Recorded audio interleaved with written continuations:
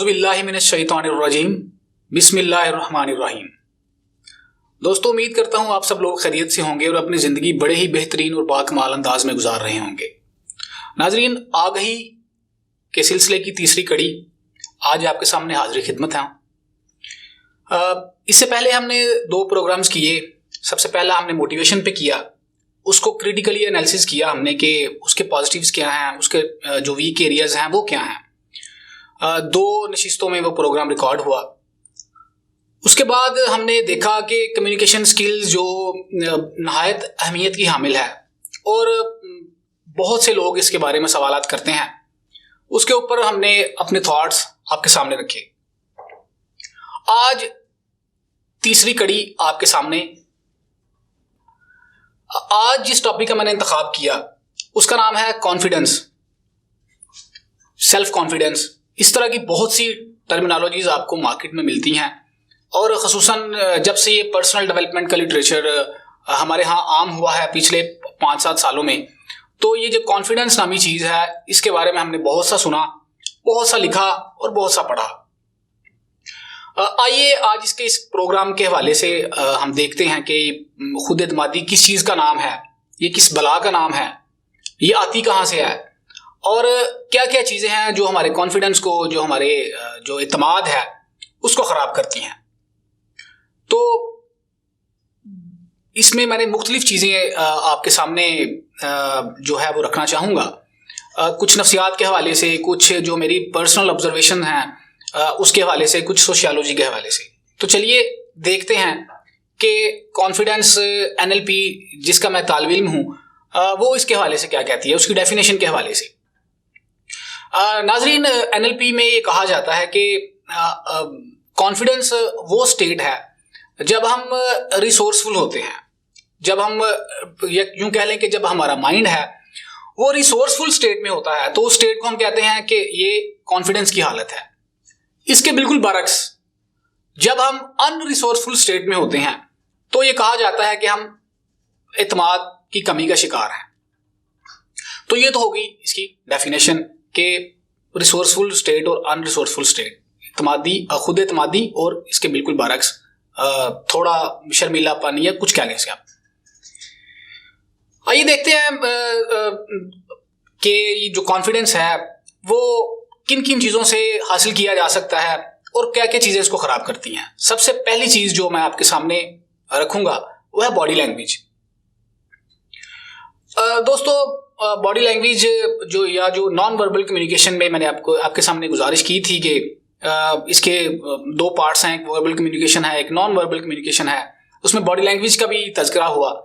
तो जो हमारी बॉडी लैंग्वेज है, हम किसी इंटरव्यू को अटेम्प्ट करते वक्त, किसी महफिल में, किसी मजलिस में जब भी हम जाते हैं, तो अगर हमारी बॉडी लैंग्वेज जो है उसके अंदर से पॉजिटिव रेज नहीं निकल रही, उसके अंदर से पॉजिटिविटी नहीं झलक रही, या उसके जो बॉडी के जेस्चर्स हैं या जो उसके पोस्चर्स हैं वो ख़राब हैं, तो हमारा जो कॉन्फिडेंस लेवल है वो शेक होता है। मैं एक मिसाल से इसको वाज़े करता हूँ। अगर जो मेरे कंधे हैं वो झुके हुए हैं, मेरा सर जो है वो टिल्ड है, या जो मेरे पोस्चर्स हैं वो बॉडी के बिल्कुल ख़राब हैं, या मैं एक साइड पे झुक के बैठा हूँ, तो जो हमारी बॉडी है वो स्ट्रेस के, एंग्जाइटी के हार्मोन ज़्यादा पैदा करती है। इसके बरक्स जब मैं बिल्कुल स्ट्रेट बैठा हूँ आपके सामने, इस तरह हम बैठते हैं, हमारे कंधे बिल्कुल स्ट्रेट होते हैं और थोड़े से उभरे हुए होते हैं। हमारा जो सीना है वो ना तो बिल्कुल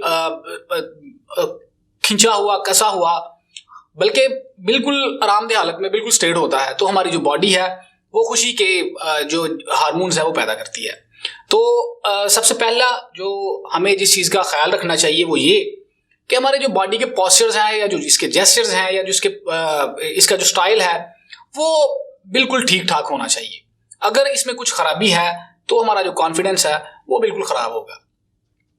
दूसरी चीज़ जो मैं नाज़रीन आपके सामने गुजारिश करूँगा वो ये कि जो नफ्सियाती प्रॉब्लम्स हैं, साइकोलॉजिकल इश्यूज जो हैं, वो हमारे जो कॉन्फिडेंस लेवल है उसको ख़राब करते हैं। अब होता क्या है, हमारे बहुत से प्रॉब्लम्स की जो जड़ें हैं वो पैवस्त हैं हमारे बचपन में। हम अर्ली एजेस में या बचपन में इतने मैच्योर नहीं होते, हमारा जो शऊर है वो इतनी पुख्तगी की हालत में नहीं होता। तो हम किसी काम को जब भी करना चाहते हैं या किसी काम को करने की कोशिश करते हैं तो डेफिनेट सी बात है वो खराब होता है। जैसे इंसान का बच्चा है, वो चलता है, गिरता है, फिर चलता है, फिर गिरता है, इस तरह गिर गिर के वो चलना सीखता है। इस तरह हम किसी स्किल को या किसी काम को जब भी हम इनिशियल स्टेजेस पे, लाइफ के अर्ली एजेस में हम करने की कोशिश करते हैं तो वो डेफिनेटली खराब होता है। तो कोई टीचर, कोई उस्ताद या कोई बड़ा बूढ़ा उसके ऊपर क्रिटिक करता है, उसके ऊपर क्रिटिसिज्म करता है, तो वो चीज़ें हमारे दिल में बैठ जाती हैं। नेक्स्ट टाइम हम जब भी वो काम करने लगते हैं तो जो हमारा कॉन्फिडेंस है उन कॉम्प्लीमेंट्स की वजह से, वो जो स्टेटमेंट्स हैं वो जो हमारे साथ नथी की जाती हैं, जो हमारे साथ एसोसिएट की जाती हैं, उन स्टेटमेंट्स की वजह से हमारा जो कॉन्फिडेंस लेवल है वो उस लेवल तक नहीं पहुंच सकता, वो हम एक्सीलेंस को नहीं परस्यू कर सकते। इसमें हर पर्सन के हवाले से जो सिम्टम्स हैं वो डिफरेंट हो सकते हैं।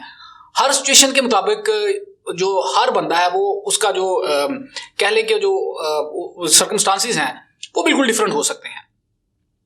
किसी काम को करते वक्त किसी के जो माइंड है उसमें फिल्म चल सकती है, उसके अंदर पिक्चर्स चल सकती हैं, या कुछ आवाज़ें हैं जो उसके साथ बिल्कुल एसोसिएट हो जाती हैं, जो उसके साथ नथी हो जाती हैं। वो जब भी किसी काम को करने लगता है तो वही आवाज़ें, वही फिल्म, वही तस्वीरें उसको बार बार तंग करती हैं।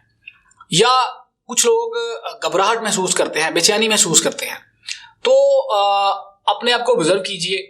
अगर आप समझते हैं कि आपके साथ कोई नफ्सियाती आर्जा है तो बराए मेहरबानी अपने नज़दीक कोई काउंसलर, किसी साइकोलॉजिस्ट से आप ज़रूर रब्ता करें ताकि वो आपके साथ जो नफ्सियाती मसला है उसका तदारक कर सके और आप अपनी ज़िंदगी को बेहतर अंदाज से गुजार सकें।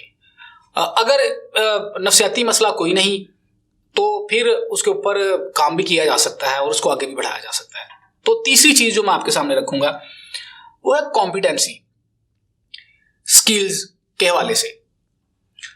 नाज़रीन, एक चीज़ को याद रखिएगा कि जो कॉन्फिडेंस है उसका डायरेक्टली ताल्लुक हमारी कॉम्पिटेंसी के साथ होता है, हमारी स्किल्स के साथ होता है।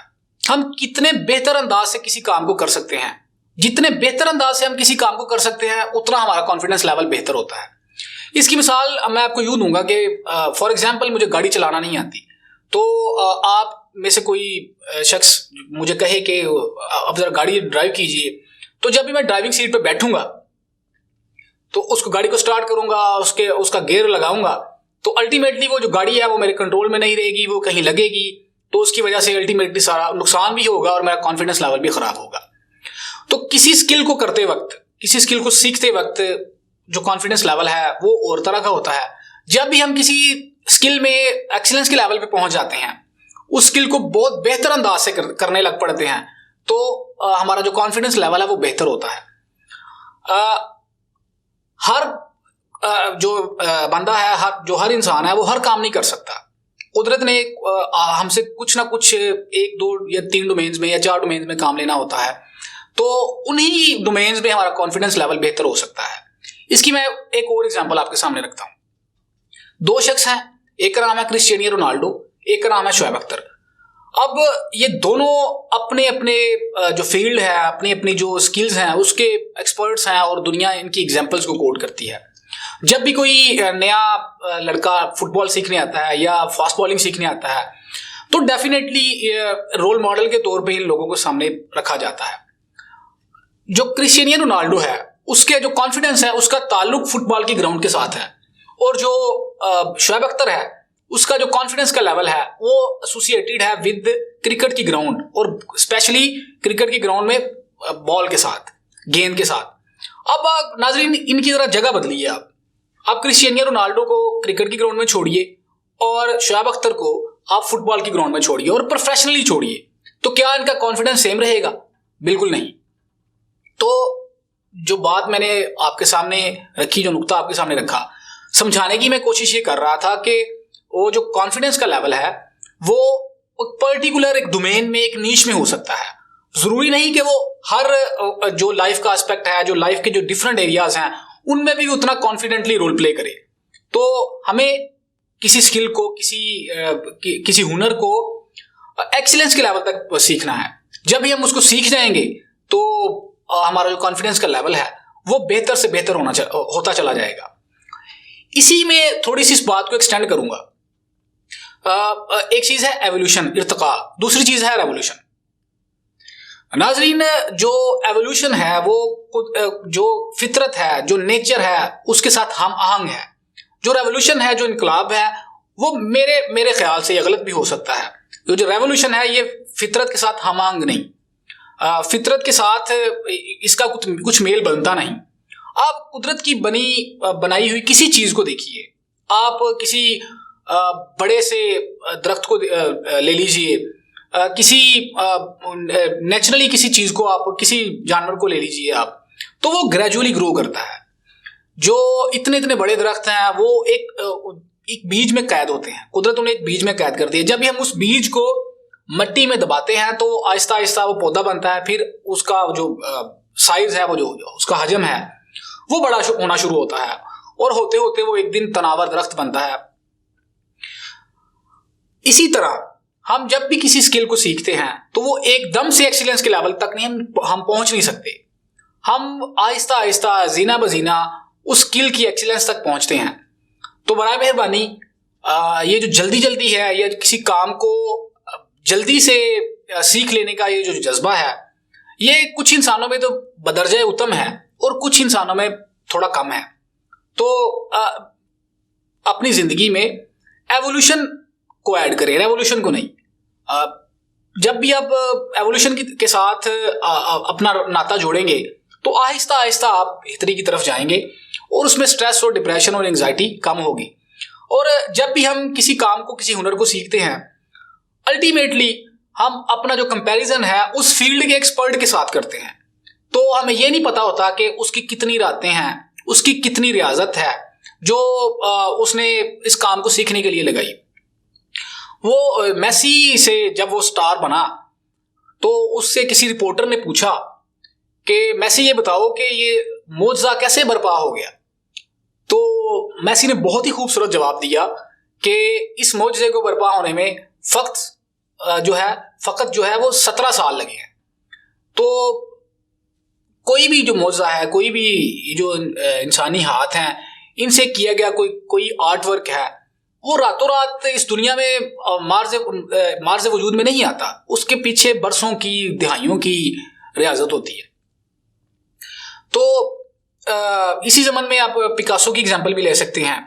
तो पिकासो किसी स्टोर पे बैठा था, तो वहाँ पे उसकी जो मुलाकात है वो किसी लड़की से हुई। तो उसने पाब्लो पिकासो से कहा कि मैं आपसे कुछ गिफ्ट लेना चाहती हूँ। तो पिकासो ने अपनी जेबों में हाथ डाला तो उसके पास उस वक्त कोई चीज़ नहीं थी। पाब्लो पिकासो ने उसी स्टोर से एक पेपर लिया और उसके ऊपर कुछ ड्रॉ किया, कुछ पेंटिंग थी, कुछ पिक्चर थी, वो ड्रॉ की उसने। तो उसने उस लड़की को गिफ्ट की। उसने कहा ये जो है ये $1 मिलियन की पेंटिंग है। तो बाजार में गई तो उसने उसको जब उसकी वर्थ का अंदाजा हुआ तो वाकई लाखों में इसकी वर्थ थी। तो वो फिर किसी महफिल में उस लड़की का पाब्लो पिकासो से सामना हुआ।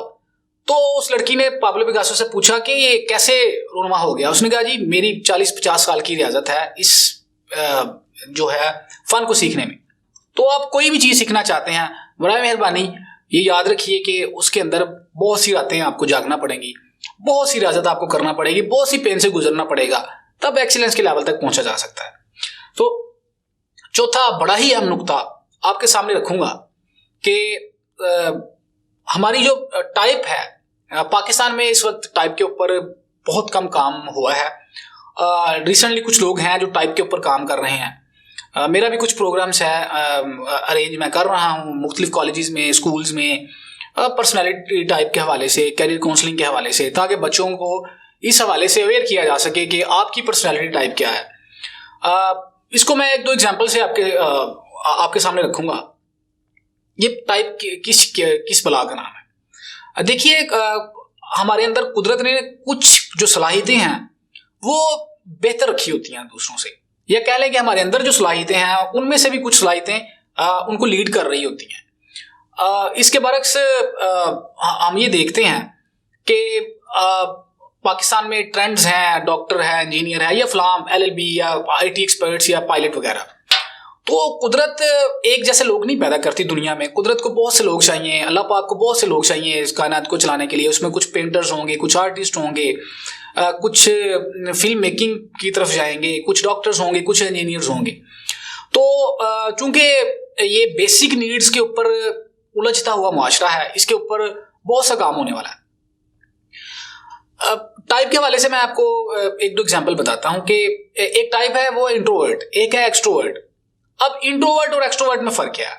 इंट्रोवर्ट जो बंदा है वो पब्लिक स्पीकिंग करने में थोड़ा सा हिचकिचाएगा, उसे इरिटेशन फील होगी लोगों के साथ मिलते वक्त। और जो एक्सट्रोवर्ट बंदा है उसको आप किसी बंद कमरे में बिठा देंगे आप, तो वो जो बंदा है वो इरिटेट होगा, वो बोर होगा। अब इंट्रोवर्ट, अब होता क्या है कि इंट्रोवर्ट बंदे जिंदगी में एक्सट्रोवर्ट वाला काम चूज कर लेते हैं और एक्सट्रोवर्ट वाले बंदे इंट्रोवर्ट वाला काम चूज कर लेते हैं, और दोनों स्ट्रेस की हालत में, डिप्रेशन की हालत में, या उनके जो कॉन्फिडेंस लेवल है वो उतना नहीं होता। तो इंट्रोवर्ट जो बंदे हैं, अगर हमें समझ आ जाए जिंदगी की इनिशियल स्टेज पे कि हमारी जो पर्सनैलिटी टाइप है वो इंट्रोवर्ट है, तो हम भी कोई रिसर्च का काम करेंगे, हम कोई ऐसा काम करेंगे जिसमें लोगों के साथ मेल मिलाप बड़ा कम हो। इस तरह एक्सट्रोवर्ट जो बंदे हैं उनको अगर सेल्स का काम दिया जाए, कुछ मार्केटिंग का काम दिया जाए, तो यकीनन उस जो ऑर्गेनाइजेशन है उसके लिए भी बेहतरी होगी और वो जो बंदा है उसके अंदर भी सुकून और इत्मीनान रहेगा। इस तरह कुछ लोग थिंकर्स हैं, कुछ लोग डूअर्स हैं। अब जो थिंकर बंदा है वो उसकी जो सलाहियतें हैं वो थिंकिंग तक कन्फाइंड होती हैं, वो उतनी स्पीड से किसी काम को पाया तकमील तक नहीं पहुंचा सकता। जो डूअर होता है इसके बरक्स, वो काम को करने में ज्यादा उसको मजा आ रहा होता है, बजाय इसके कि वो सोचे। अगर इन दोनों को कहीं पैचअप हो जाए, कहीं ये दोनों मिल जाएं, इनकी दोनों की सलाहियतें जो हैं वो एक दूसरे के साथ मिल जाएं, या कहीं ये एक दूसरे के साथ कोई ग्रुप बना लें, कोई टीम बना लें, तो दोनों मिल के जो काम करेंगे वो डेफिनेटली एक बहुत बड़ा काम होगा और माशरे के लिए और उन दोनों के लिए फायदेमंद होगा। तो इस तरह हमने अपनी पर्सनैलिटी टाइप को समझना है कि हमारी जो पर्सनैलिटी टाइप है उसमें क्या पॉजिटिव्स हैं और क्या नेगेटिव्स हैं। तो जब हम अपनी टाइप को समझ आएंगे तो उन जो हमारे जो लैक एरियाज हैं या वो एरियाज हैं जिनके ऊपर हम उतना फख्र नहीं कर सकते, हम हमारे सामने वो हमारी ज़ात के गोशे भी यहाँ होंगे, हम उनको बेहतर तरीके से समझ सकेंगे और हैंडल भी कर सकेंगे। पांचवी बड़ी अहम चीज़ वो है जी सेल्फ इमेज। एनएलपी में सेल्फ इमेज कहते हैं और वैसे नफ्सियात में से कहते हैं सेल्फ एस्टीम। हमारी जो कदर कीमत है वो हमारी अपनी नज़र में है क्या, हम अपने आप को क्या समझते हैं। नॉर्मली क्या होता क्या है, हम या तो अपने आप को बड़ी तोप चीज़ समझ रहे होते हैं या अपने आप को कुछ भी नहीं समझ रहे होते। दोनों जो सिचुएशंस हैं वो मेरे मुताबिक वो जो ख़तरनाक हैं। हम जो हैं जिस तरह हैं उतना हमें अपने आप को इम्पोर्टेंस भी देनी चाहिए और अपने आप को कुछ अहम समझना भी चाहिए। ऐसा नहीं कि कारखाना कुदरत में कोई भी चीज़ जो है वो गैर ज़रूरी है। मुख्तलिफ आयात के नाम जो हैं वो सूरह नहल है, इस तरह शहद की मक्खी की बहुत सी एग्जाम्पल्स हैं। अल्लाह पाक ने तो कभी मच्छर की और मक्खी की एग्जाम्पल देने से भी गुरेज नहीं किया।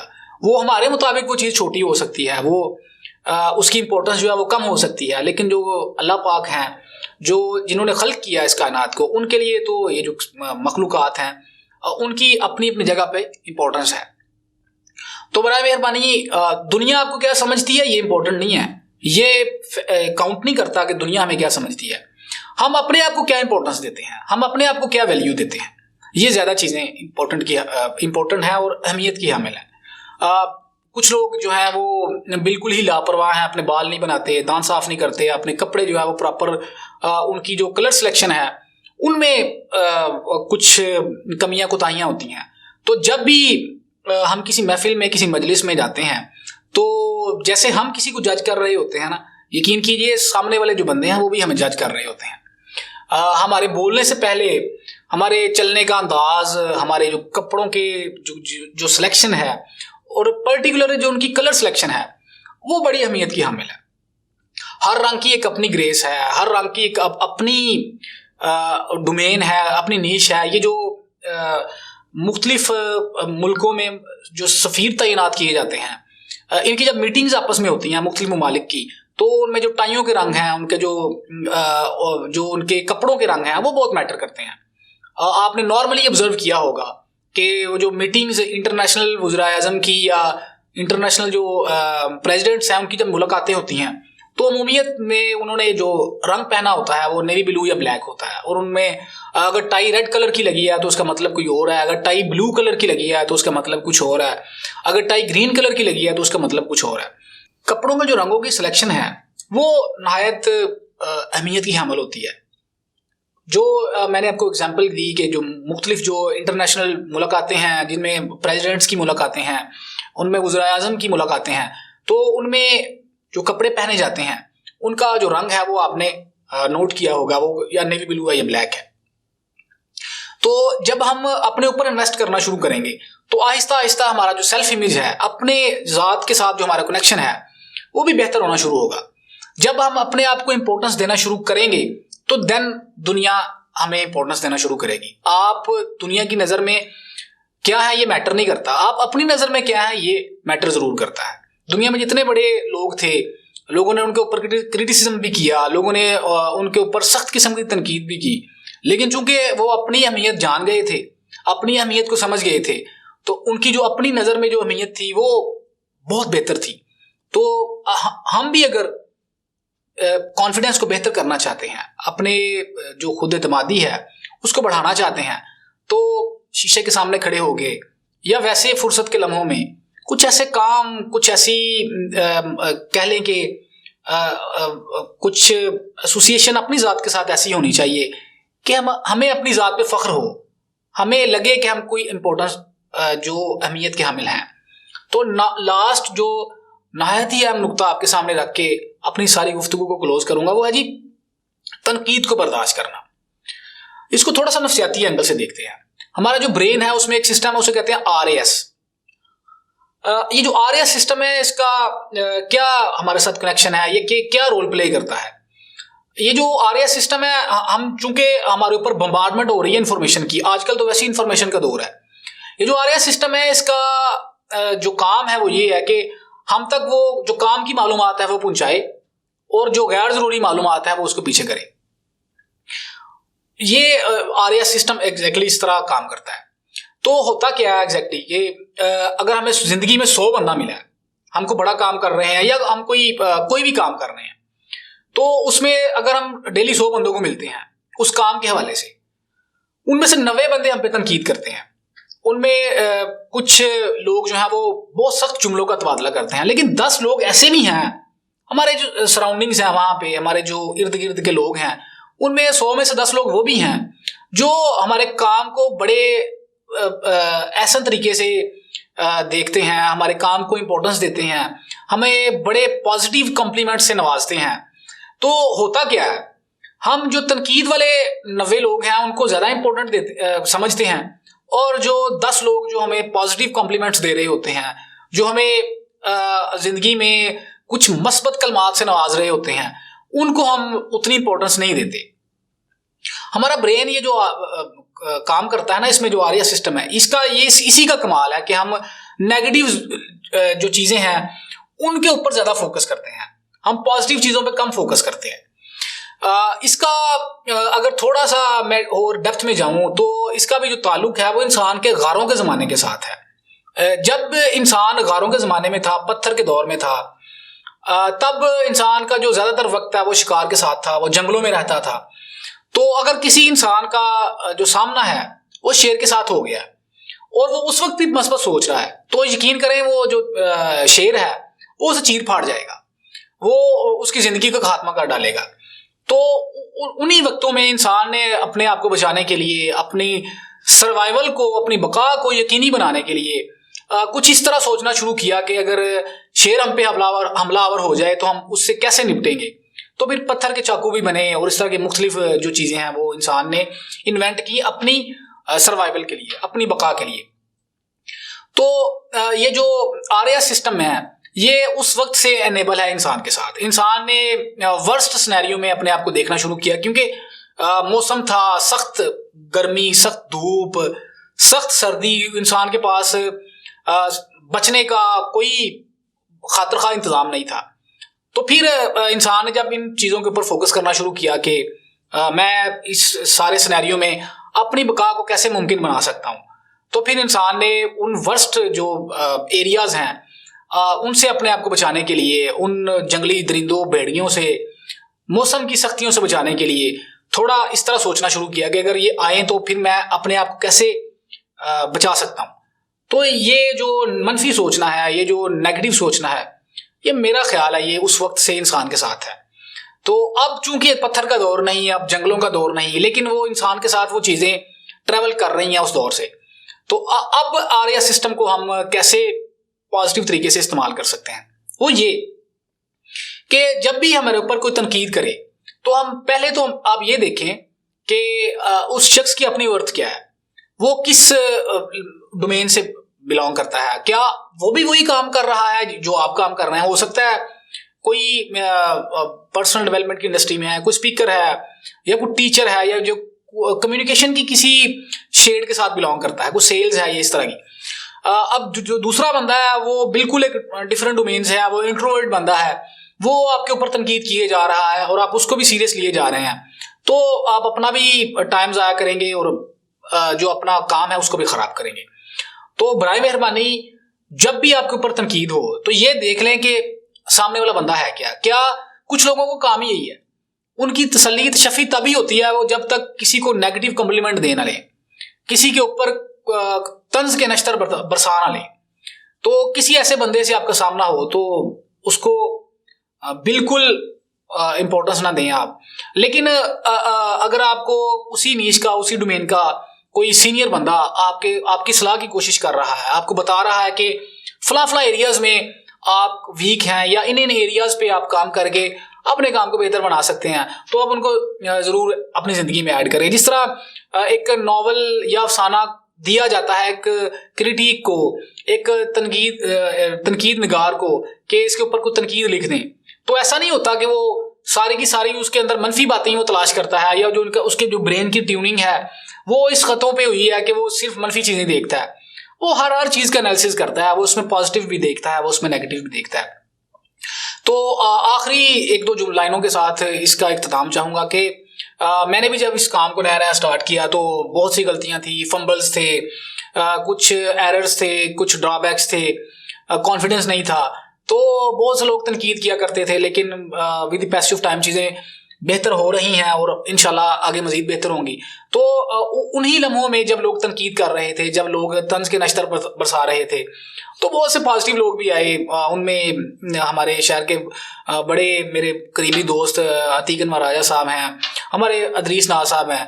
तो जब मैंने देखा कि ये जो नेशनल लेवल के लोग हैं जिन्होंने नेशनल लेवल पे कॉन्ट्रीब्यूशंस की हैं, वो मुझे अप्रिशिएट कर रहे हैं, मेरे काम को देखते हैं, उसके ऊपर अपने जो पॉजिटिव कॉम्प्लीमेंट्स हैं वो मुझे नवाजते हैं, तो यकीन कीजिए मैंने जब ये देखना शुरू किया कि वो जो 90 लोग हैं उनकी तो कोई इतनी खास इंपॉर्टेंस नहीं है, बाकी ये जो इन जैसे और भी लोग हैं जो हमारे गुरुज हैं, जो हमारे मेंटोर्स हैं, सरदार कामरान साहब हैं, कासिम अली शाह साहब हैं, इस तरह उमर जालिया वाला, ये जो लोग हैं, तो उन्होंने जब देखा तो उन्होंने कुछ पॉजिटिव कम्प्लीमेंट से मुझे नवाजा।